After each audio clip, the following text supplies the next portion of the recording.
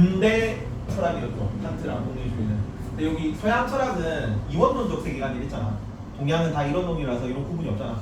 뭐 이성 진리 라인이 막 따로 있고 뭐 경험 감각 라인이 따로 있고 이런 서양만 나오면 되죠.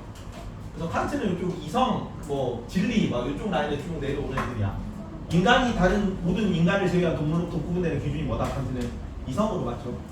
이성으로 도덕을 인식할 수 있고 도덕 법칙을 알 수 있고 순수 이성, 실천 이성 그리고 그거를 도덕 법칙을 인식해서 그거를 행동할 수 있는 능력은 인간만 가지고 있으니까 이성 인간이 동물보다 좀 우월하고 인간만이 이제 목적으로 대할 가치가 있는 거예요. 칸트에서는 이쪽으로 가는 거고 여기 쭉 내려오는 라인 여기 공리주의 있었잖아요. 공리주의 칸트 음모론 여기 공리주의 그 결과론 막 이런 거 저번 주에 한 거 기억나니? 근데 이쪽 라인이 뭘 기준으로 근대랑 현대랑 다르는 기준은 뭡니까? 현대 뭘 기준으로 근대랑 현대가 달라지죠? 역사에서는 1, 2차 세계대전을 거치면서 1차 대전, 2차 세계대전을 거치면서 현대로 가는 거예요. 오늘날 시기가 현대지 근자는 가까울 근자 쓰거든요. 그래서 지금과 가까운 시기가 근대고 오늘날 시기가 현대야. 근데 오늘날 시기를 언제 이유로 보냐면 1, 2차 세계대전 이유로 봅니다. 근대의 특징은 뭐냐면 근대는 산업혁명 이후 시기를 근대로 보거든요. 일반적으로 산업혁명 되니까 막 생산이 엄청 늘어나잖아. 그러면 서구 애들이 물건이 막 늘어난 거를 가만히 냅두면 뭐가 나타나냐면 대공황이 터져요. 미국이 식민지가 없어가지고 미국에서 경제 대공황이 먼저 터진 거야. 작년에 통합사회 하면서 했죠. 그런 내용들이 나왔을 거야. 근데 유럽 같은 경우는 넘치는 생산량을 어디 팔아야 되잖아. 생산량이 늘어났으니까 그거를 갖다 팔려고 식민지 개척을 하고 그러면 식민지에서 그 원료를 막 가져와가지고 그걸 또 공장으로 이빨이 돌려가지고 다시 남는 물건들을 다 식민지에 팔고 막 이러다 보면 계속 식민지 개척 하는 거죠. 그러면서 산업혁명 나오고 과학기술 막 발전하고 그 다음에 인류는 뭐 진보한다 이런 믿음이 있던 시기입니다. 사람들이 모든 걸 알 수 있다고 생각하는 시기야. 역사는 발전한다고 믿던 시기예요. 왜? 서구가 세계를 지배하고 있잖아. 우리는 점점 발전하고 있고 이전보다 발전했고 앞으로도 더 발전할 거라는 약간 희망찬 미래, 밝은 내일이 기다리고 있다.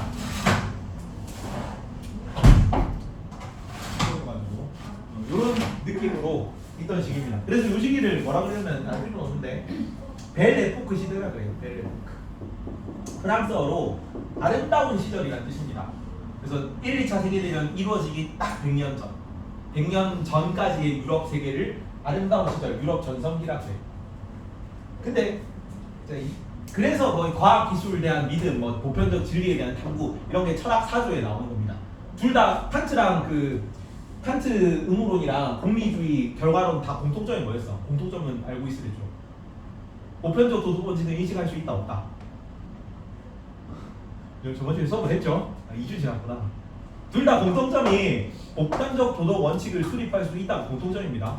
칸트는 뭐였어? 보편적 도덕 원칙이 도덕 법칙이잖아. 의무의식을 따르는 행위였잖아요. 그렇죠. 들어본 거는 같죠? 그것만 해도 돼. 들어본 거라도 같으면 여기서 무슨 원칙을 따르는 거였어? 공리의 원리를 따르는 거죠. 공리의 원리. 공리의 원리가 뭔데? 공리의 원리가 뭔데? 다 까먹은 것 같아. 최대다수의 최대 행복 공리주의. 그래서 모든 사람들의 행복을 많이 증진시키는 게 도덕적이고 옳은 거야. 기억나죠? 그래서 이런 걸 찾을 수 있다고 생각하는 시기야. 진리를 찾을 수 있다고 생각하는 시기. 근데 유럽에서 뭐가 빵 터졌습니까? 1, 2차 세계대전이 터졌어.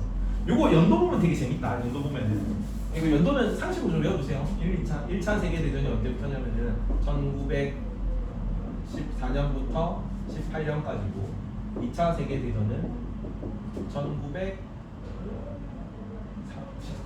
1939년부터 45년까지죠. 45년에 2차 세계대전 끝나면서 우리가 일본한테 식민지 독립한 거잖아. 일본이 패전해서. 그렇죠? 이번에 외울 때 뭐라고 했는 이거 얘기했냐 이제 예전에 항구에서 인사하다가 19 삼고 싶어서 이 도전쟁이라고.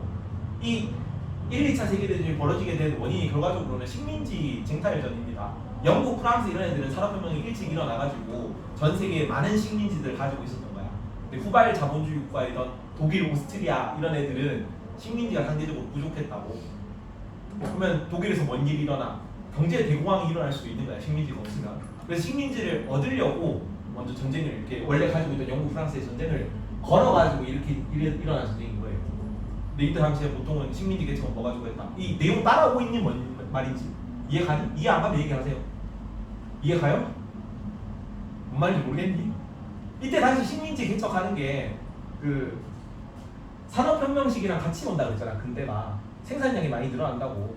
이 생산량이 막 늘어난 거를 처리를 안 하잖아. 그러면 경제 대공황이 일어나는 이유가 뭐야? 미국에서 생산량이 많은데 이거를 물건을 팔 데가 없으니까 과잉 생산돼가지고 사람들이 물건을 안 사는 거죠. 물건을 안 사면은 물건이 재고가 남으니까 노동자들을 먼저 자른단 말이야. 물건을 만들 필요가 없으니까 노동자들 자르겠지. 원래 노동자들이 구매를 해야 될 거 아니야. 그래서 소비가 이루어지는데 노동자들이 자르니까 구매가 더 안 일어난다고. 더 안 일어나니까 공장이 도산하고 그럼 공장한테 돈을 빌려준 은행도 도산하고 줄 파산을 하는 게 경제 대공황이었잖아. 통합사회도 나왔습니다. 그래서 독일도 후발 자본주의 국가라 가지고 막 생산량이 늘어나가지고 물건이 남는데 이걸 팔 식민지가 없었던 거예요. 그래서 전쟁을 일으킨 게 1, 2차 세계대전이라고. 이해가니? 이전까지 막 식민지 개척하니까 유럽 잘 나간다. 아 이성, 신뢰, 뭐 역사의 발전 막 이런 거 믿고 있는 시기라고. 이성에 대한 신뢰, 과학 기술에 대한 신뢰. 근데 그게 이거를 거치면서 무너졌다고. 아, 요 연도해 오는 거는 이때 당시 식민지 개척은 보통 배 타고 해군력 가지고 했어요. 그래서 이거를 포항 외교라고 그러잖아. 포항 외교. 항구에서 포 쏘면서 외교한 거라. 그래서 이 포항 외교니까 항구에서 인사하다가 무역하자 인사하다가 너 땅이 좀 괜찮네? 좀 괜찮은 원료 산지네? 여기 물건 좀 구매할 구매력이 되네? 너 우리 식민지에다 씻고 담고 싶어서 이렇게 전쟁이다. 이렇게 해보세요. 괜찮니? 자 그러면 연도를 보면 좀 재밌는 게 실존주의 해가지고 키에르 케고르가 1855년에 죽었죠. 얘는 아직 그 벌어지기 전이야. 그래서 1, 2차 세계대전 벌어지기 전에 실존주의의 선구자 취급을 당해요.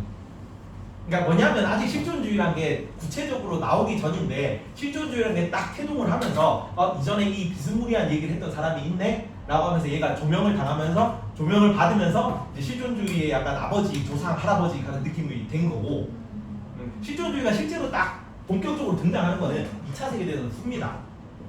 그래서 지금 나머지 애들은 연도가 어떻게 돼? 야스퍼스 1969년 산이죠. 1, 2차 세계대전을 겪은 사람이죠. 얘는 밑에도 자 하이데거 사르트르가 다 14년 이후를 겪은 사람이잖아. 그래서 실존주의는 이전이랑 느낌이 완전 달라요. 약간 이성 모르겠고 법칙 모르겠고 진리 모르겠고 다 그냥 우리는 방향이 없어. 어디로 발전해야 될지 모르겠어. 뭐 한계, 공포 상황, 죽음, 두려움, 공포 이런 게 주요 테마로 떠올릅니다. 이전까지 공포를 겪어본 적이 없단 말이야. 전쟁하면 다 이기는데 무슨 공포예요. 인류가 발전할 거라는 희망찬 미래, 밝은 내일 얘기하고 있었다고 이전까지는. 괜찮니? 근데 유럽에서는 어디서 전 유럽이 다 초토화가 된 거죠. 그러니까 언제 끌려가서 죽을지 몰라. 무서워, 공포, 두려움, 한계 상황, 죽음 이런 게 실존주의 주요 테마로 나옵니다. 그리고 여기 감각 경험 라인으로 쭉 내려오는 뭐 공리주의, 뭐 소피스트, 뭐 베이컨 이런 거 나오는 거 있잖아. 경험론. 이런 것도 전부 다 보편적 지식을 추구하는 거야. 과학, 기술, 객관적 지식. 베이컨 키워드가 객관적 지식인 거 기억나니? 과학적 지식 탐구였잖아. 비록 경험을 통해 가지고 과학 실험 같은 걸 통하긴 하지만 그 결과적으로 다 추구하는 거는 근데 이전까지는 객관적 진리 혹은 보편적 진리 뭐 이런 거를 탐구하는 거야. 과학적 진리, 확실한 진리. 이제는 그런 게 없어요. 개인의 주관이 굉장히 강조될 거예요. 그래서 내 자신의 결단 이런 거. 왜냐면 이제 다 방향이 없다고. 어느 게 옳은가 지침을 내려주던 그 사회 제도 이런 게 다 무너졌어요. 1, 2차 세계대전으로. 이런 거 저번에 얘기했는데 처음에 내가 그 시간에 얘기했는데 이전까지는 이 1, 2차 세계대전 다 비슷한 시기예요. 인간 이성에 대한 신뢰 막 이런 게 모든 걸 다 알고 있다고 생각했단 말이에요. 사람이 모든 걸 다 파악할 수 있다. 근데 그 과학에서 뭐 불확정성의 원리 그래서 우리가 원자 이렇게 엄청 그 작은 미시 세계로 들어가면은 내가 이 원자의 그 뭐 움직임을 알 수 있으면은 방향을 알 수가 없고, 그러니까 방향을 알 수 있으면은 위치를 알 수가 없고, 위치를 알게 되면 방향을 알 수가 없고, 우리는 정확히 알 수가 없는 거잖아요, 결과적으로. 이 관찰이라는 작은 행위가 여기 너무 미시세계이기 때문에 이 원자에게 영향을 끼쳐가지고 관찰하는 자체가 사실을 왜곡한다고 이 세계에서는. 그리고 원래는 우리 의식 구조가 그러니까 우리 대부분의 사람의 모든 건 거의 다 알고 있는 부분이 대부분이라고 생각했거든.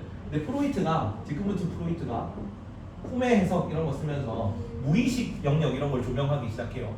우리가 알고 있는 영역이 우리 거의 대부분이라고 생각했는데 우리가 알고 있는 건 일북부에 불과하고 빙산 일각이고 그 밑에 우리 무의식에 들어가 있는 게 여기가 훨씬 더 많은 부분이고 우리가 지금 이렇게 밖에 드러난 이 부분조차 이거에 영향을 받아서 무의식적으로 행동하는 게 더 많다 이런 얘기를 하는 거잖아.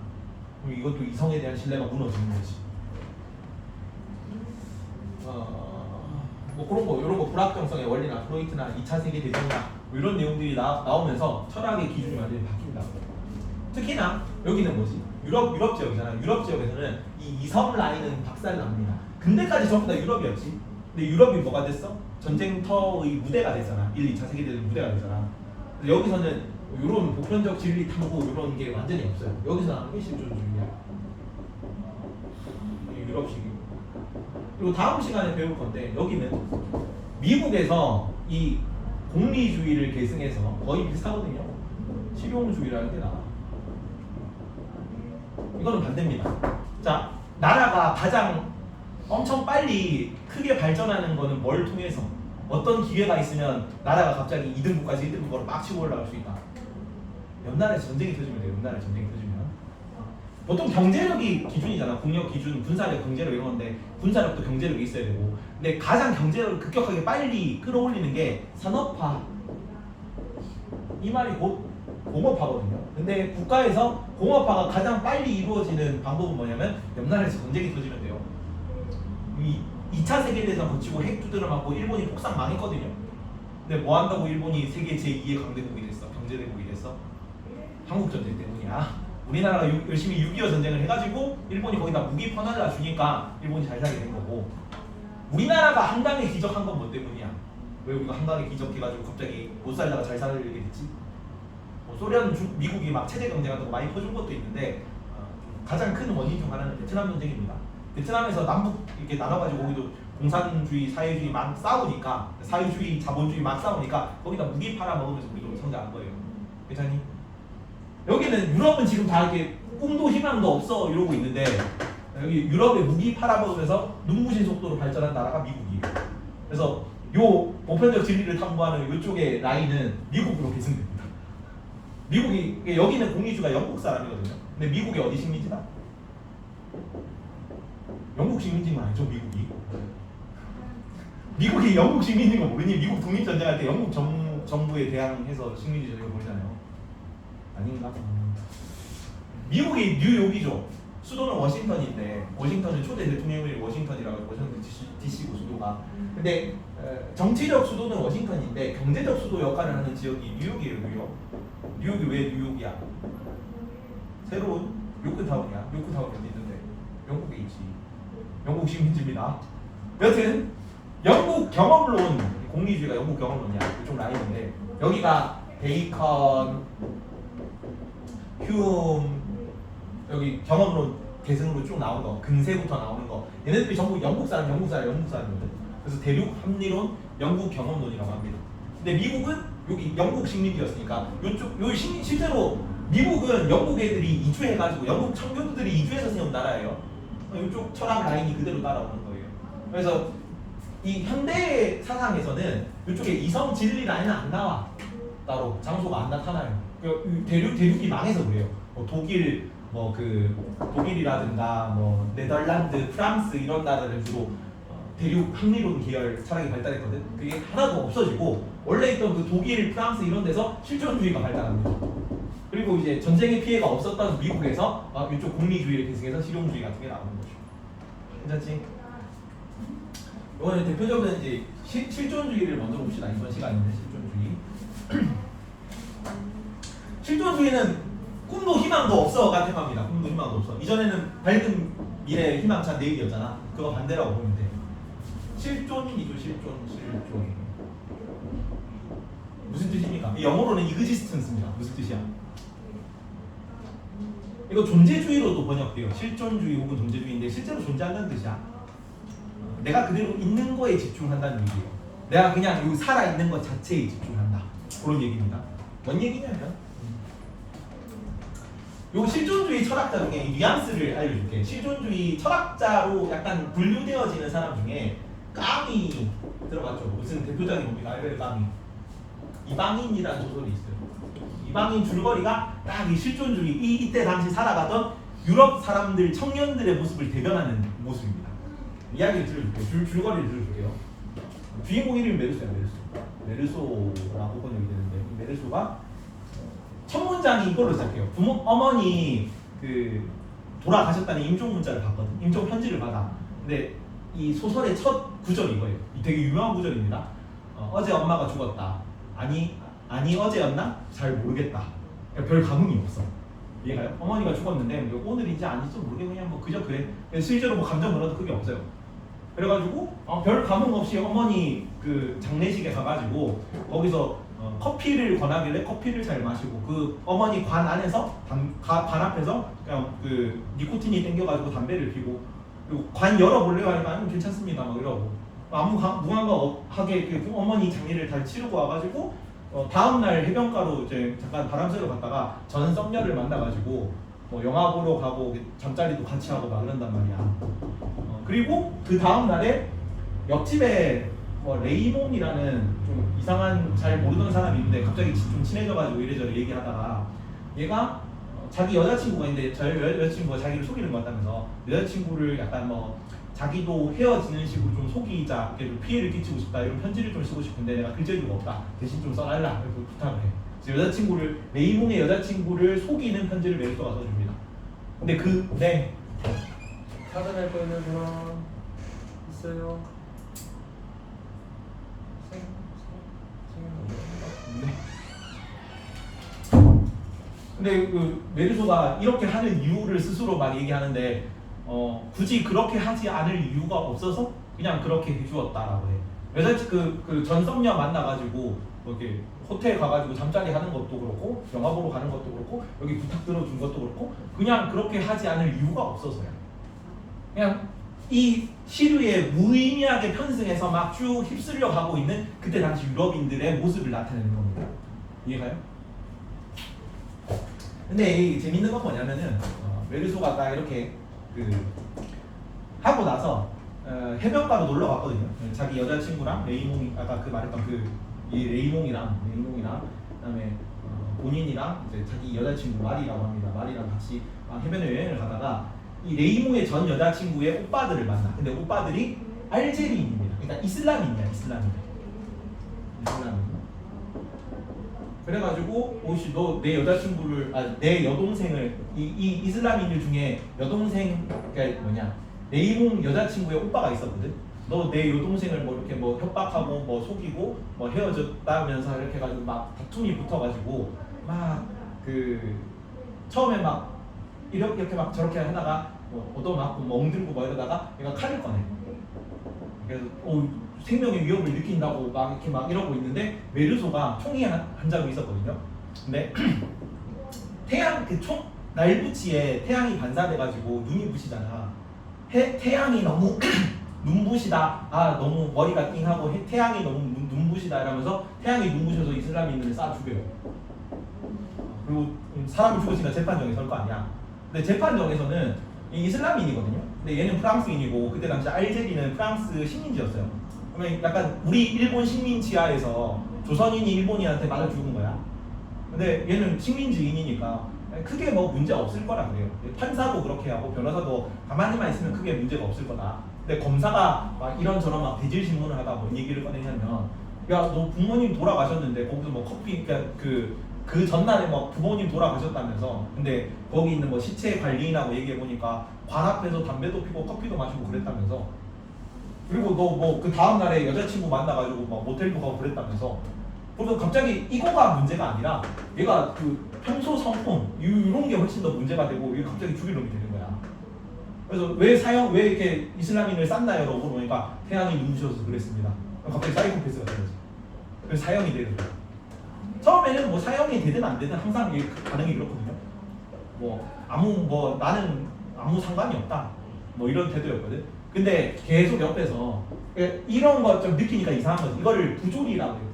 부조리한 상황이 계속 이어지는 거지. 사실 문제는 뭐예요? 얘가 재판정에 선 이유는 뭐야? 이것 때문이잖아요. 이거. 사람을 죽여가지고 죽인 살인죄 때문에 선 건데 평소 성품 이런 게 더 문제가 되고 그것 때문에 사형을 언도받게 되거든요. 결국은 이 부조리한 상황에 약간 그 분노를 좀 느끼게 돼.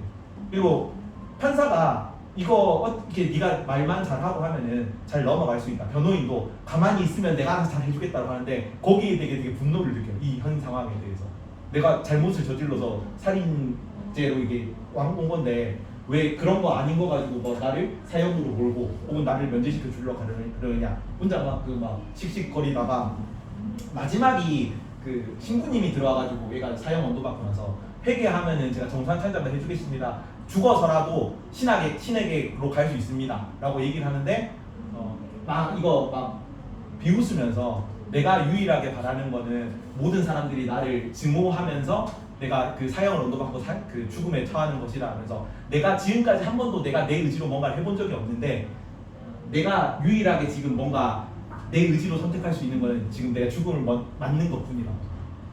뭔 얘기냐니? 이 당시 사람들이 자기 의지로 뭔가를 제대로 아무것도 하지 못하는, 그러니까 무의미하게 뭐 전쟁에 패배하고 막 전쟁에 끌려가고 휩쓸려가고 뭐 이런 식이잖아요. 의미를 찾지 못하고 막 휩쓸려 다니다가 내가 사형을 처한다는 그 사실 하나만은 내가 스스로 결정하겠다고.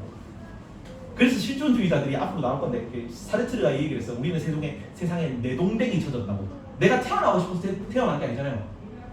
세상에 내동댕이 쳐졌잖아. 그렇죠? 그래서 실존주의자들이 많이 자살합니다. 내가 내 의지로 할 수 있는 건 뭐밖에 없어. 목숨을 끊는 건 온전히 내 의지지. 내가 자살을 하는 거 말고는 다 내 본능에 뭔가 이끌려서 한 거잖아. 사회 간섭에 이끌려서 한 거잖아. 그렇지? 배가 고프면 먹고 뭐 학교에서 수업 들으라니까 수업 듣고 시험 잘 보라니까 와서 공부하고 있는 거잖아. 근데 자살은 그 모든 거에 다 반대해가지고 내 의지로 결단하는 거니까. 자살을 많이 해. 원래 이렇게 하라고 하진 않아요. 그냥 운명에 맞서라는 식으로 얘기를 하거든, 실존주의자들은. 근데 그 운명을 맞서는 방법 중에 하나가 자살일 수도 있는 거죠. 그래서 내가 이렇게 막 사형을 언도받으면서 유일하게 내가 살아있음을 느낀다고 합니다. 이방인이. 이렇게 끝나요. 재밌죠? 여러분 수능 끝나고 읽어보세요. 이게 그때 너무 딱 실존주의스러운 마인드라서 한번 가져왔습니다. 그리고 실존주의가 두 식으로 나뉘거든. 두 식이. 유심론적 실존주의가 있고 무심론적 실존주의가 있어. 두 명은 위에 유심론적 돼 있고 밑에 두 명은 무심론적 돼 있죠. 키에르케고르는 시대가 조금 이전이야. 그래서 기독교적 시대가 아직 지배하던 시기입니다. 그리고 그 야스퍼스는 그냥 이전에 있던 거 약간 반성 때문에 기독교 이게 유일신 뭐 이런 거 믿는 시기고, 그리고 그 사이에 니체가 있어요. 니체가 뭐라고 그랬는데 신은 죽었다 크크 이런 거. 신은 죽은 거예요. 신은 죽어서 이제 무신론을 하는 거예요. 이해가요? 그래서 처음에는 종교 이런 거에도 사람들이 막 희망이 없고 말하니까 종교 이런 거에도 의지하려고 주체적 결단에, 키르케고르의 주체적 결단은 뭐냐면 내가 무언가를 스스로 결단을 했잖아. 종교인이 되는 게 주체적 결단이야. 신 앞에선 단독자로 거듭나는 게 나의 주체적 결단입니다. 종교인이 되는 게. 이때 당시가 되면 이제 종교인 비율도 이전보다는 크리스트교 위세가 많이 줄어든 시기란 말이야. 근데 얘는 그 키르케고르 가문 자체가 좀 기독교 집안이었고 독실한 기독교 신자였대요. 부모님들도. 그래서 키르케고르까지는 유신론적 실존주의고, 야스퍼스가 이 시대랑 좀 안 맞는 거예요. 여기는 이제 유신론으로 가는 거고, 그리고 이제 하이데거 사르트르부터는 이제 신도 없다. 오로지 믿을 건 나밖에 없다. 이렇게 되는 거예요. 괜찮지? 여기 빈칸 뚫어놓은 건 다 키워드거든요. 키워드는 다 외워야 된다. 자, 몇 가지 다 비슷비슷한 내용인데 쓰는 단어들이 좀 다르거든. 근데 키르케고르는 우리가 되게 힘든 상황이잖아. 힘든 상황을 죽음에 이르는 병이라는 단어로 표현했습니다. 죽음에 이르는 병. 이거를 하이데거는 뭐라고 하냐면은 한계 상황이라는 단어로 표현할 거고, 하이데거는 뭐라고 그럴 거냐면은 하이데거는 죽음, 뭐 현 존재 이런 단어들로 표현할 거예요. 지금 내가 살고 있는 게 너무 고통스러운 거죠. 이 상황이. 유럽에서 태어나고 막 그 전쟁에 끌려가고 막 죽음의 위험을 무슨 이런 상황이, 그 상황이 죽음에 이르는 병이야. 다 비슷한 맥락이야. 여기 4명 나오는데 4명이 다 비슷비슷한 소리예요. 근데 이런 단어가 나오면은 키르케고르구나. 한계 상황이 나오면 야스퍼스구나. 현존제 나오면 하이데거구나. 이렇게 가야 돼요. 죽음에 이르는 병이 뭐냐면 주체적 결정을 회피하면서 오는 절망입니다. 절망도 키워드로 자주 나와요. 절망. 실존주의가 탐구하는 게 뭐냐면 결국은 의미인데 의미. 이전까지는 의미가 있었거든. 우리가 살아가는 게 발전하고 있잖아. 내가 뭔가 노력하면은 뭔가 내가 이전보다 나아질 거고 역사는 진보할 거고 이런 믿음이 있었는데 이 실존주의 시기에 오면 2차 세계대전 거치면서 모든 게 다 무의미한 거야. 근데 사람은 의미를 갈구하는 존재거든. 그 괴리감 때문에 사람들이 되게 힘들어하고 있는 상황이죠 지금. 죽음에 이르는 병. 근데 그런 상황에서도 내 스스로 뭔가 결단을 내리려는 노력을 하라고. 그게 실존주의가 추구하는 선택 나중에 나올 건데 그 선택의 의미입니다. 그리고 요 제일 밑에 있죠. 15번부터 해라. 15번이 주체적 결단입니다. 주체적 결단. 결단의 의미는 다 다르지만 내 스스로 무언가를 결정해서 해라. 이전처럼 사회가 시키는 대로 하지 마라. 요즘 보편적 도덕 법칙을 계속 탐구하고 있었잖아. 이전까지. 연우야? 괜찮니? 보편적 도덕 법칙을 탐구하고 있었잖아요. 근대까지. 칸트는 도덕 법칙 이런 거 얘기하고 있었고 공리주의에서는 공리의 원칙 이런 걸 얘기하고 있었거든.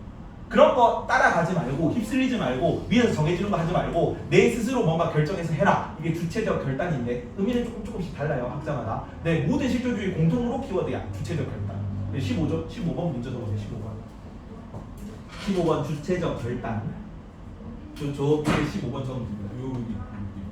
나중에 시험 기간에는 요거 빈칸 채운 거 다시 시험 칠 거예요. 요거 밑에 적게 하는 거. 근데 이거를 이 상황이 힘들고 뭐 두렵고 뭐 이래가지고 내가 주체적으로 내가 뭔가 선택을 하면은 결단을 내리면은 거기에 대한 책임을 내가 져야 되잖아. 그게 두려워가지고 이전까지는 다 시키는 대로 했단 말이야. 그러니까 너네가 지금 학원에서 수업 듣는 이유는 사회가 뭐 학벌주의라든가 뭐 모범생의 이미지라든가 이런 걸로 너한테 계속 가스라이팅을 해서 그렇잖아. 그거를 내 스스로 뭔가 결정을 해가지고 저는 그림 그리러 가겠습니다. 저는 음악하러 가겠습니다라는 게 너무 무섭고 두렵고 막 힘들어서 그걸 계속 회피하면 뭐에 이르게 된다. 내 자신의 실존을 잃어버리고 그냥 사회에서 요구하는 거에 의미 없이 맞춰가는 그런 삶을 살게 된다. 그게 죽음이라고 보는 거야. 그 결정을 회피하는 상태, 내가 뭔가를 하고 싶지만 결단을 내리지 못하고 그냥 사회에서 정해주는 거에 대해 무의미하게 쓸려나가는 그런 상태를 죽음에 이르는 병이라고 표현한 겁니다. 그래서 다 결정해라, 결단해라, 너가 네가 주체적으로 무언가를 해라 이런 얘기를 실존주의에서 계속 할 거야. 그래서 이그지스턴스라는 용어를 쓰는 겁니다. 내 있는 것 자체가 의미가 있다고요. 괜찮죠? 그리고 실존의 3단계 키르케고르 키워드인데 실존을 3가지 케이스로 나눕니다. 첫 번째는 2번에 심미적 실존이라고 쓰죠. 심미적 실존. 심미적이라는 거는 그 눈에 보기 좋다 뭐 이런 거죠. 마음에 보기 좋다. 마음에 아름다운 거. 감각적 쾌락을 추구하는 실존이에요. 어떻게 하면 내가 스스로 살아있음을 느낄까?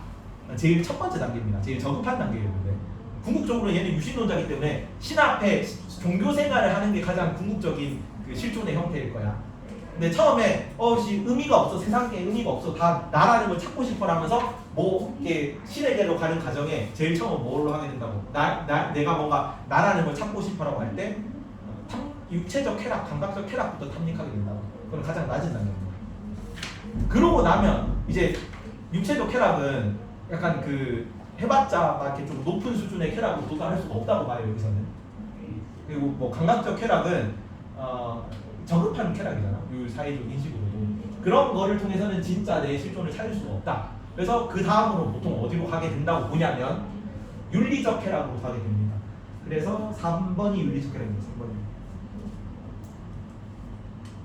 내 스스로의 결정에 의해서 보편적 도덕 법칙을 탐구하려는 거야. 이전처럼 윤리 도덕 규범 이런 거에 집착하고 그걸 지키고 그럼으로써 내가 이 사회에서 하나의 뭐 이렇게 행위체로서 존재한다 이런 느낌을 받고 싶은데 할 수가 없는 거지. 이전하고 똑같잖아요 결국.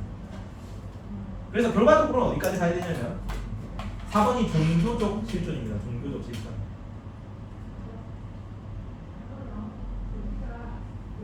(5번에) 별표 하나만 쳐놓고 5번은 거기 그냥 저 위에 5번 여기 숫자에다가 별표 하나만 쳐놓고 굉장히 자주 나오는 태그로 키워드입니다. 신 앞에 선 안독자. 신 앞에 나 홀로 서 있는 사람이에요. 그래서 모든 걸 다 버려버리고 신 앞에 스스로 존재함을 확신할 때 내 참된 실존, 내 참된 나를 찾을 수 있다. 이렇게 보는 거예요. 책이 거기 페이지 뒤에 나와 있냐? 잠깐만. 실존주의가 나와 있습니까? 방금 전에 나눠준 거에 없으면 그냥 들으세요. 잠깐. 책이 있는 사람은 몇 페이지를 펼쳐보나요? 제 신문이 나와 있으면 좋겠는데.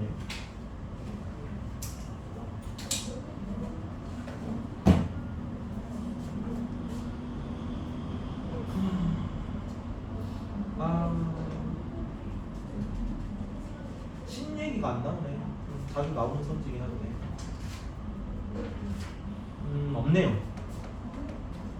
근데 뭐 여기 있는 사람 194쪽 봅시다. 신 앞에 선 단독자. 자료를 보는 키에르케고르의 사상의 제일 밑에 객관적인 진리를 찾아낸 듯 그것은 나에게 아무 소용도 없을 것이다. 객관적인 진리랑은 상관이 없다는 얘기죠. 실존주의 공통이기도 해요. 네. 키에르케고르 선지로 자주 나오는 내용입니다. 이것도.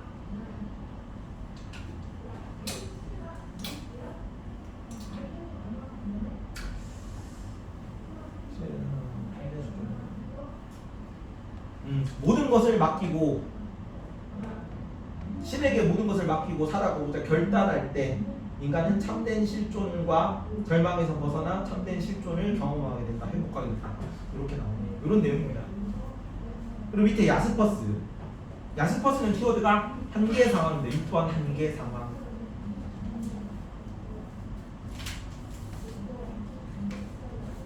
이건 야스퍼스 전용 키워드가 나와요. 한계 상황.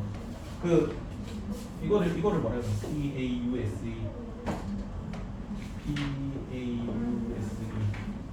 퍼즐 정지.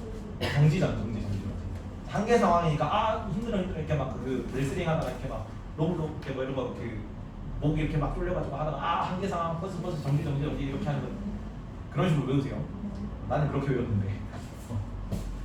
야스퍼스니까 한계 상황이다. 정지 그만 이렇게 하는 거. 저 위에 죽음에 이르는 병 할 때는 절망이라는 게 단어가 다르게 나오기도 해. 여기도 절망 나오고 저기 위에도 좌절 나올 수 있는데 키르케고르는 절망이라는 단어가 좀 더 자주 나오고 야스퍼스는 좌절이라는 단어가 좀 더 자주 나옵니다.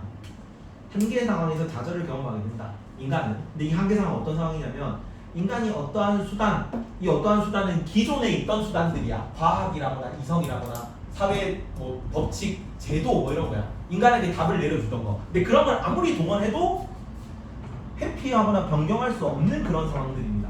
그런 상황들이 밑에 있는 거 고통, 죽음, 투쟁, 죄책감 이런 거예요. 이전에는 종교 이런 걸로 고통을 잊을 수 있다고 봤는데 이제는 안 된다는 거죠. 과학 이런 걸로 죽음 이런 걸 극복할 수 있다고 생각했는데 투쟁 이런 걸 극복할 수 있다고 생각했는데 그게 안 된다는 거지. 현 세대에는. 이런 게 다 계속 부정적인 키워드들이 나오잖아. 2차 세계대전 경험하면서 이런 거예요. 자살을 경험하기 때문에 어떻게 해야 되나 여기도 별로 똑같아요. 주체적 결단을 통해서 여기까지는 초월자라는 단어가 나옵니다. 초월자의 밑줄. 초월자에 대한 경험을 합니다. 여기 초월자는 똑같이 신입니다. 야훼예요. 야훼. 기독교적 신을 얘기하는 거야. 괜찮니 정모가? 그리고 밑에 무신론적 실존주의 하이데거 사레트 두 명이 나옵니다. 하이데거 키워드는 현존제입니다. 현존제는 이 현자가 지금 나타날 현자 그거예요. 현재할 때 그 현자야. 지금 여기 있는 존재가 현존제야. 정확하게 실존의 의미랑 같은 의미입니다. 실존. 존재한다는 얘기잖아. 실제로 존재한다. 지금 여기 존재하는 내가 현존제라고. 그리고 지금 내가 여기 있으면서 다른 이 모든 옆에 있는 존재들과 사물들과 상호작용하는 존재가 현존제예요. 지금 여기 상호작용하는. 그래서 안녕 그래서 하이되고 안녕이니까 현존제. 지금 여기 상호작용한다. 하이되고 이렇게. 키워드만 외우면 돼. 야스퍼스 뭐라고? 한계 상황. 하이데거 뭐라고? 정모가? 현존제. 미선 하이데거 뭐라고? 한계 상황. 하이데거 현존제. 야스퍼스 한계 상황. 이게 바로 나오면 돼요. 그리고 하이데거는 죽음이라는 단어가 굉장히 자주 나옵니다. 하이데거 죽음. 타자와 관계에 맺으며 죽음에 대한 불안감을 가지는 존재입니다. 여기는 이제 신이 없죠. 그래서 신을 만난다, 뭐 이렇게 초월자를 경험한다 이런 표현이 안 나오고 그냥 죽음을 수용한다 이런 표현이 나와. 이 내용이 빠졌는데 하이데거에다가 죽음으로부터의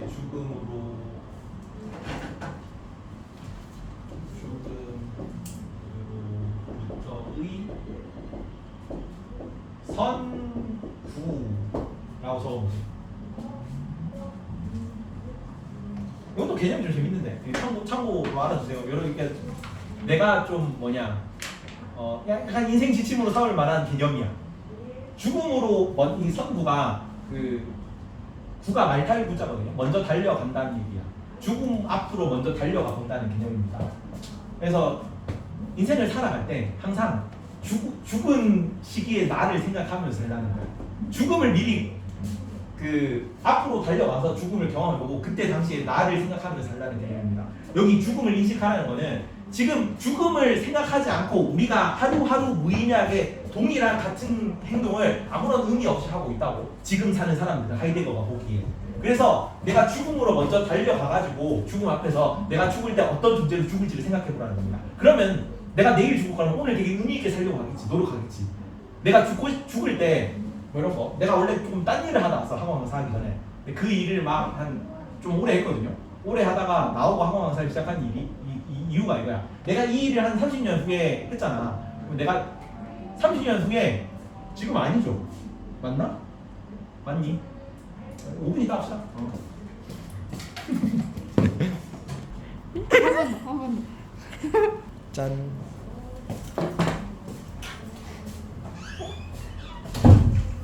이게 죽음으로 의선구다. 죽음으로 의선.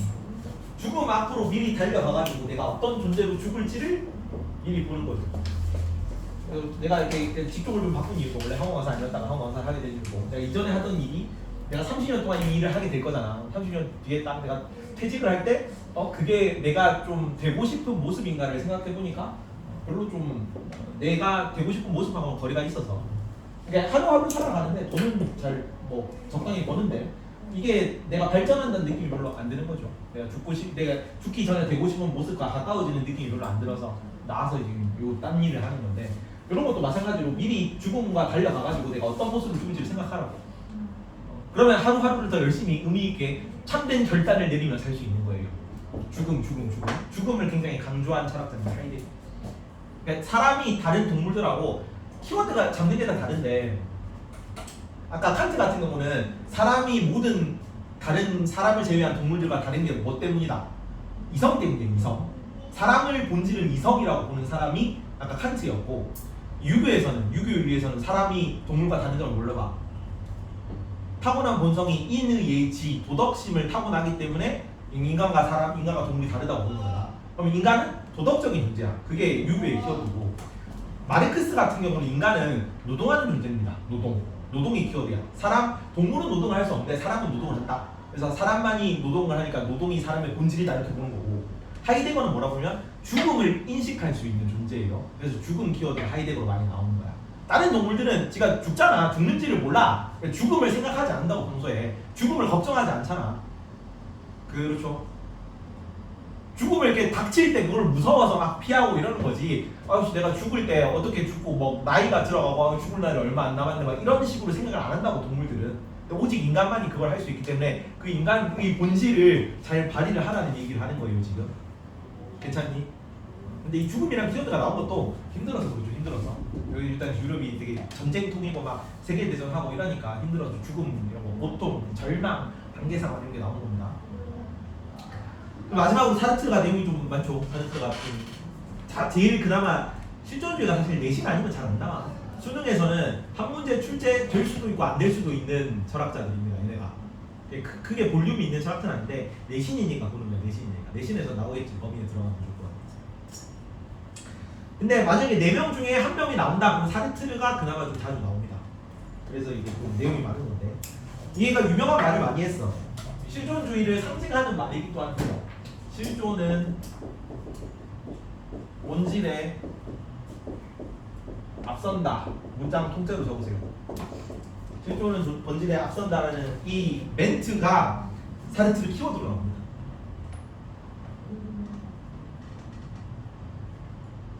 그 밑에 그 돋보기에서 나오죠. 실존이란 본질 무슨 뜻인가? 목적이 정해지지 않고 그저 존재하는 것 그 자체를 실존이라. 말 그대로예요. 영어로 existence거든. 존재는 실존은 그냥 실제로 존재한다는 뜻입니다. 한자로 하면. 그 밑에 본질은 실현해야 될 정해진 목적이나 의미라고 하는 건데, 자 실존은 본질에 앞선다 앞에 요게 생각돼 있는 거야. 인간은 다른 것들은 목적이 정해진 채로 태어나. 근데 사람은 목적이 정해지지 않은 상태로 태어난다는 얘기야. 본질은 아까 얘기했듯이 뭐 인간이 도덕적이어야 돼, 혹은 뭐 발전해야 돼. 학생이라면은 뭐 공부를 열심히 해야 돼. 선생님 말을 잘 들어야 돼. 이게 본질이에요. 학생의 본질은 선생님 말을 잘 듣고 수업 열심히 듣는 거. 책상의 본질은 앉아서 공부를 할 수 있게 하는 거. 거치대의 본질은 핸드폰을 잘 고정시켜 주는 게 본질이란 말이야. 그게 정해진 채로 태어나지. 근데 인간은 무엇이든 될 수 있는 존재다. 그래서 그냥 있는 것 자체가 어떤 목적보다 앞선다는 거예요. 얘가 굉장히 실존주의스러운 말이죠. 목적이 정해지지 않았다는 우리는. 그래서 이 목적이 정해지지 않았다는 걸 어떤 식으로 표현하냐면 10번이 내던져진 존재라고 씁니다. 이것도 사르트르 키워드예요. 내던져진 존재. 아까 얘기했던 우리는 세상에 내동댕이 쳐졌다. 그게 요 멘트예요.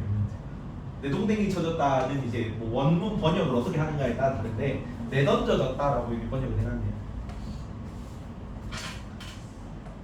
인간은 이 세상에 우연히 내던져진 존재고, 우리가 태어나고 싶어서 어떤 목적을 가지고 태어난 게 아니죠. 그냥 우리 의지랑은 무관하게 그냥 존재하는 겁니다. 그냥 있는 것 자체로. 그리고 먼저 존재한 다음에 그 다음에 어떤 목적이 생길 건데, 그거는 어떻게 목적이 생긴다? 우리가 선택하는 것 따라 생기는 거예요. 내가 선택을 하고 거기에 대해 책임을 지는 형태로. 실존한 다음 선택을 통해 스스로를 형성해 나가는 존재가 사르트르입니다. 그래서 책 이름이 밑에 나있잖아. 사르트르 실존주의는 휴머니즘이다. 왜 휴머니즘이냐면 휴머니즘 자체가 인문주의라는 뜻이거든요. 인간과 관련된 학문이다. 실존주의는 얘는 목적이 정해지지 않은 그냥 그 존재하는 것 자체인 인간에 대한 학문이다. 그래서 실존주의는 휴머니즘이라고 스스로 사르트르가 책 이름을 그렇게 썼어요. 요 표현이 위에 나와 있는 그 실존 본질 표현이랑 똑같은 말입니다. 제가 책 안에서 설명해 놓은 설명인데 내용인데, 가인은 무엇을 자른다는 목적이나 본질이 먼저 존재하고 장인에 의해 가인가 만들어진다. 그러니까 만들어질 때부터 가인은 얘는 뭐를 자르려고 만들어야지 라고 만들어진다. 근데 사람은 미리 정해진 목적이나 본질 없이 먼저 존재하며 인간은 스스로 자신의 본질이나 목적을 만들어 나가는 존재라고. 굉장히 인간이 중심이 된 것 같잖아. 그래서 인문주의, 휴머니즘이라고 표현한다고요. 그리고 그렇기 때문에 11번 이것도 재밌는데, 사르트르가 까미랑 동시대 사람이야. 그리고 그 까미 이런 거 되게 사람들이 해석하기 힘들어요. 이방이라는 책을 처음 보고. 근데 거기에 대한 해설서를 사르트르가 쓴 여러 해설서들이 있는데, 이방에 대한 까미가 쓴 해설, 사르트르가 쓴 해설서가 굉장히 제일 많이 팔렸어. 그리고 사르트르도 그 자신이 작가이기도 해요. 여기 나와 있는 애들 있잖아. 막 개인의 경험, 주체성 이런 거 강조하잖아요. 전부 다 예술하고 굉장히 밀접한 관련이 많아요. 극작가이거나 미술가이거나 음악가인 사람들이야.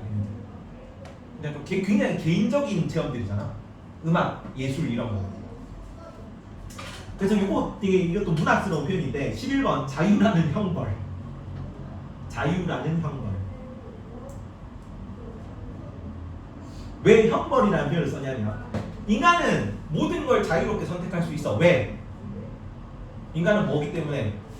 실존이 본질에 앞선 존재이기 때문에, 목적이 정해지기 때문에 무엇이든 될 수 있는 존재죠. 근데 뭐는 선택할 수 없냐면 모든 걸 선택할 수 있어. 근데 자유 그 자체는 선택할 수 없어요. 내가 태어났을 때 목적 없이 태어났단 말이야. 그럼 내가 선택하지 않을 자유는 없는 거예요. 그래서 형벌을 받았다고. 나는 무조건 자유로울 수밖에 없어. 어쩔 수 없이. 왜? 정해지지 않았기 때문에. 나는 선택하기 싫은데 그냥 끌려다니고 싶은데 그거는 선택할 수 없다고. 끌려다니는 것도 네 선택이라고. 그래서 형벌이라는 표현을 쓰는 겁니다. 인간은 자유롭게 선택한다. 11번이 자유라는 형벌이에요. 11번 자유라는. 이것도 사르트르 키워드다. 인간은 자유롭게 선택한다. 하지만 자유 그 자체는 선택할 수 없어. 그리고 이 표현도 유명하죠. 인생은 B와 D 사이에 C는 뭡니까? 인생은 B와 D 사이에 C 뭐야? 치킨이죠, 치킨. 선택입니다, 선택. 초이스야, 초이스. 농담으로 치킨이라는 얘기를 많이 하는데 치킨. 이게 왜냐면은 한국어로 번역해도 똑같거든요. B와 D 사이가 버스와 데스 사이야. 죽음과 탄생 사이에 같아. 그래가지고 죽음과 탄생 사이에 치킨이 있다. 치킨은 만국 공용어라는 얘기를 하죠. 농담이고 초이스다 초이스. 근데 우리가 항상 선택의 문제에 직면한 거는 양념 치킨을 시킬 것인가 프링클을 시킬 것인가 그거니까요.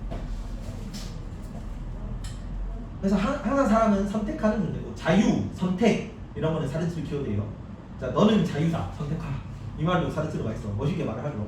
자, 적극적. 그렇기 때문에 13번 사회 참여까지 주장했습니다. 여기는 조금 더 나간 거예요. 이게 사르트르가 그 실존주의 좀 유명한 거의 후세대 중에 제일 유명한 철학자라거든. 그래서 이전까지는 그냥 개인 경험까지만 얘기했는데 휩쓸리지 말고 네 자신의 주체적 결단을 해라. 이전에는 심지어 종교적이었죠. 신 앞에 서라. 혹은 초월자를 경험해라. 이런 거였는데 이제는 이제 요이 하이데거까지만 해도 그냥 내 자신의 실존을 행복하면 끝나는 거야. 근데 여기는 이제 내가 선택하고 내가 거기에 책임을 지는 주의이기 때문에 적극적으로 사회에 참여하라는 얘기까지 해요. 13번 적극적 사회 참여 주장. 그래서 이것도 키워드인데 주체적 결단을 통해 14번 불성실입니다. 불성실. 불성실에서 벗어나 자유로운 자신의 삶에 책임지는 삶을 추구하는 겁니다. 책임을 안 지는 게 불성실이에요. 밑에 보자. 14번이 불성실이고 그 밑에 돋보기 돼 있는 것도 불성실인데 실존의 불안에 빠진 인간이 자유로운 선택으로부터 도망치는 것. 위에 뭐랑 똑같냐면 죽음에 이르는 병하고 정확히 의미가 똑같습니다. 괜찮지? 다 비슷한 얘기 하는데 뭐가 틀린 거야? 키워드가 다른 거예요. 키워드. 같은 얘기를 다른 자기만의 용어를 써가지고 다르게 표현하는 겁니다. 괜찮죠? 이거 다 외우세요. 15번까지. 내용 얼마 안 되잖아. 책으로 갑니다. 책. 올리드 194쪽 195쪽 실존주의 사상이고 요 앞에 뭐 근대 이성주의 특징 및 영향, 근대 이성주의의 한계 이게 뭐 1, 2차 세계대전 이전의 유럽 사회의 모습이에요. 그래서 뭐 공리주의든 간에 뭐 그 칸트 뭐 의무론이든 간에 전부 다 보편적 도덕 법칙을 탐구하고 있었다고. 근데 한계 어떤 한계가 있어? 도구적 기능만을 강조하고 개인의 구체적인 삶을 도외시하고 이성에 대한 불신, 초래 뭐 이런 게 있는 거죠. 그래서 실존주의가 등장하게 됐다. 개인의 주체성 많이 나왔죠. 주체성에 미주시고 특징의 개인의 주체성 강조.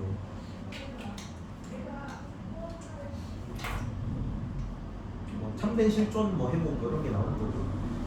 밑에 키르케고르는 1, 2, 3단계만 알면 돼요. 1, 2, 3단계는 좀 자주 나오니까 긁어주세요.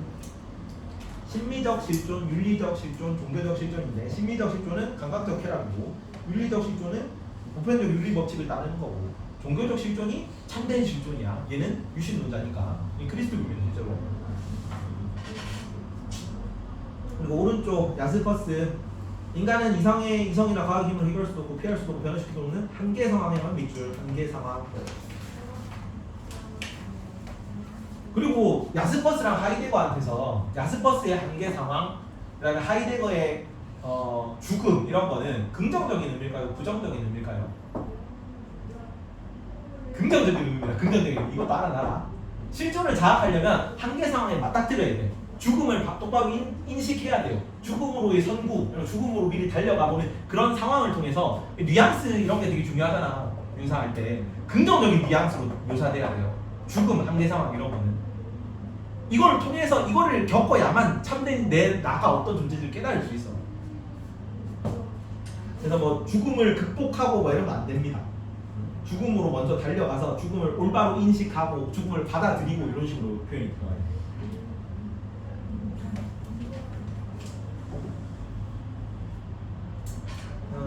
그래서 유한성을 자각하는 한계 상황에서 결단을 통해 초월자의 존재를 수용. 초월자의 밑줄 쳐놔. 초월자라는 단어가 나오면 둘 다 될 수도 있거든요. 키르케고르랑 야스퍼스 둘 다 되는데 야스퍼스는 조금 더 자주. 여기는 키르케고르는 종교적 실존이라는 키워드가 조금 더 자주 나오는 편이고 여기서는 초월자라는 표현이 좀 자주 나오고. 하이데거는 현존제의 밑줄. 여기에 있는 사람이죠. 지금 여기 있는 존재입니다. 현 존재. 근데 이 현 존재들은 어떻게 살아가냐면 타인이 규정한 삶의 방식에 자신을 끼워 맞추며 살아가. 그냥 의미 없이 하고 그냥 살아간다는 거예요. 뭘 하면은 의미 있게 살 수 있겠어. 죽음을 자각하면 돼요. 자, 인간의 죽음에 대한 불안과 염려를 안고 살아가는 존재라서, 그래서 이걸 올바로 깨닫게 되면 삶의 소중함을 깨닫게 된답니다. 내가 하루하루 이렇게 의미 없이 그냥 남이 규정해 준 대로 살면 안 되겠다. 내일 죽을 거라면 진짜 하고 싶은 일을 하고 죽을 거 아니야. 이러고 안 있을 거 아니야. 의미 있는 삶을 살겠죠. 밑에 사르트르 마지막 내던져진 존재, 내던져진 존재의 또 밑줄. 이거는 목적, 예전에 이렇게 봤지. 기독교적 세계관에서 목적론적 세계관 키워드가 몇 개 있어. 제일 처음 누가 아니? 아리스토텔레스가 목적론적 세계관이다. 그리고 기독교적 세계관은 목적론적 세계관입니다. 둘 다 위계가 있죠. 자, 식물은 뭐를 위해서? 동물을 위해서. 동물은 뭐를 위해서? 인간을 위해서. 사용되기 위해 태어난 거야. 여기도 기독교에서도 하루 이틀 3일 막 이렇게 7일 동안 창세기 하면서 세상을 만들잖아. 근데 인간이 제일 마지막에 나오죠. 조금 더 고등적인 목적을 가지고 세상에 태어난 거예요. 신의 인간의 자연적 성향 배웠죠 이거. 중세처럼 배웠잖아. 아퀴나스. 인간의 자연적 성향을 따르는 게 선이었잖아. 그죠? 그런 신이 정해준 목적을 가지고 태어난다. 사람은. 근데 그게 아니라는 거죠. 그냥 내던져졌습니다. 우리는 아무 의미 없이 그냥 무의미하게 내동댕이 쳐져 있다. 그리고 밑에 실존은 본질을 앞선다. 이것도 자주 나오죠. 미리 정해진 목적이나 본질 없이 먼저 실존한다. 아까 가위 얘기가 나올 겁니다. 가위 얘기가 안 나오나? 가위 얘기가 EBS에서 그냥 나왔나 보다. 가위 뭐 이런 거 책에서 얘기를 했습니다. 없네. 밑에 참된 실존의 회복은 선택, 결단, 선택이라는 있죠. 선택 굉장히 많이 강조했던 사람이죠. 문제를 한 2개 정도만 풀어봅시다. 넘어가서 쭉 199쪽에 4번 현 존재는 누구예요? 현 존재 누구입니까? 현 존재 하이데거 현 존재 지금 여기 있는 사람이잖아. 하이 현 존재 안녕 하이데거입니다. 하이데거. 자, 하이데거와 한계 상황을 회피해야 된다. 맞습니까? 기억 한계 상황은 긍정적으로 했어. 죽음도 긍정적이고 한계 상황은 긍정적입니다. 한계 상황을 직면해야 돼. 올바로 받아들여야 돼. 내가 이게 너무 두렵고 힘들고 막 괴로운 상황이지만 거기서 주체적 결단을 내려야 내 실존을, 내 참된 나를 자각할 수 있어요. 현존의 인간은 불안과 염려 속에 살아가는 존재이다. 니은은 맞니? 맞죠? 이거는 고통스러운 존재잖아. 지금 유럽 전체가 다 이제 비탄과 고통에 빠져 있잖아. 그런 존재입니다. 한계 상황에 직면한 존재죠. 인간은 보편적 본질보다는 개인의 주체성을 중시해야 한다. 맞니? 맞습니까? 개인의 주체성은 실존주의 공통입니다. 전부 다. 그래서 디귿도 맞아요. 보편적 본질 같은 게 이전에 근대 철학에서 얘기하던 거고요. 그런 거 없이 그냥 내 개인 그냥 있는 거, 나 자신이 중요해 이렇게 하는 거지. 니은 디귿이 맞는 거고. 인간은 죽음에 이르는 존재임을 주체적으로 자각할 때 참된 실존을 회복할 수 있다. 맞아요? 죽음 얘기 누가 했어? 하이데거가 했어요. 하이데거. 제가 나옵니다. 나 도전했어. 현 존재, 죽음, 하이데거. 그래서 니은 디귿 리을 이런 식으로 문제가 나옵니다. 한 문제만 더 풀어보자. 7번 보자. 7번. 서양사가 갑을에 가상대한데 갑을 입장에 대한 옳은 설명만 국에서 있는 대로 고른 것이네요. 인간의 불안을 극복하고 참된 실존을 회복하기 위해서 신 앞에 홀로 서 있는 자신을 반기한 단독자라서 생각하고 행동해야 돼. 누굽니까? 신 앞에선 단독자. 제일 처음 나가나? 키르케고르. 이거 옛날 책에는 나는 뭘로 배웠냐면 키에르케고르를 배웠어. 키에르케고르라고 나올 때도 있어요. 키르케고르 혹은 키에르케고르입니다. 은은 자신의 진정한 실존을 회복하기 위해서는 현존재 누구니? 현존재.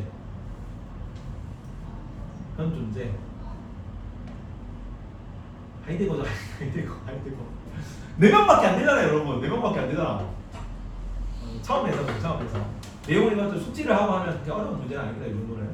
괜찮죠? 그 실존주의가 좀 어렵게 내는데 한계가 있어. 어느 정도. 이게 도는 선지들이 기출 문제에 많이 안 나왔거든요. 그러니까 6월 모평, 9월 모평, 수능 이런 데서 많아야 한 문제야. 안 나올 때도 있어. 그래서 축적된 선지가 좀 적기 때문에 꼬아져 있는 선지가 시중에 돌아다니는 게 많이 없습니다.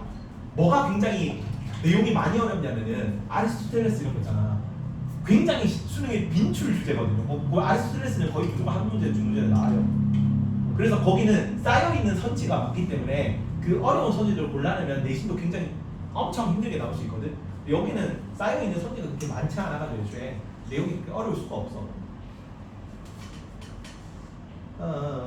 그래서 을은 하이데거, 갑은 킬케고르로 고르면 되고, 자 갑은 주체적 결정을 회피하면 절망에 빠진다. 맞니? 절망. 요 키르케고르가 이 절망에 빠진 상태를 뭐라고 했어요? 죽음에 이르는 병. 죽음에 이르는 병. 키워드를 외워라. 몇 개만 외우면 돼요. 어차피 나오는 거 빠릅니다. 한 페이지밖에 없잖아요. 지금 전체. 갑은 윤리적 실존을 통해 절망을 극복해야 한다고 본다. 맞니? 실존의 3단계 뭐예요? 처음에 무슨 실존? 심리적 실존이야. 심리적 실존은 뭐하는 상태입니까? 감각적 쾌락에 탕립하는 상태입니다. 감각적 쾌락에 탕립하는 상태에서 뭘로 이어진 다음으로 넘어가는 거예요? 윤리적 실존으로 넘어가는 거죠. 보편적 윤리 원칙, 보편적 윤리 법칙 이런 거에 이제 따르려고 준수하려고 노력하는 상태고. 그리고 마지막으로 참된 실존은 어디서 유입되는 거야? 종교적 실존 단계에서. 이 종교적 실존 단계 이런 게 뭐야? 신 앞에선 단독자죠. 신 앞에 혼자 딱 모든 걸 내 뭐 배경, 지위, 뭐 나이, 연령 뭐 이런 거 다 잊어버리고 신 앞에 나 혼자만 딱 오롯이 섰을 때 그때 이제 야 나는 이런 존재구나라는 걸 진짜로 느낄 수 있는 거야. 종교생활. 그래서 니은은 뭘로 바꿔야 됩니다. 윤리적 실존을 통해가 아니라 종교적 실존을 통해로 바꿔야 돼요.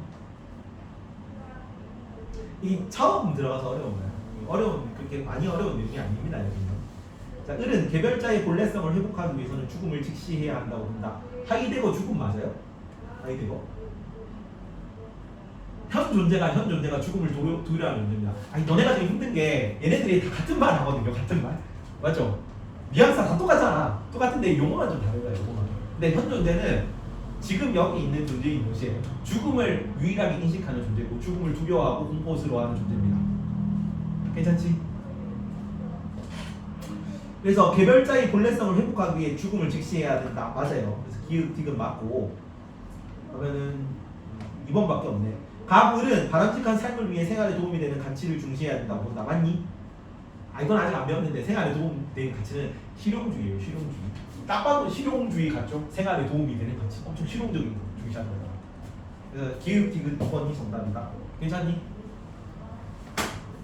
그러니까 성수고는 절로 가가지고 여기서 풀래? 아니면은 문제가 있나? 잠깐만.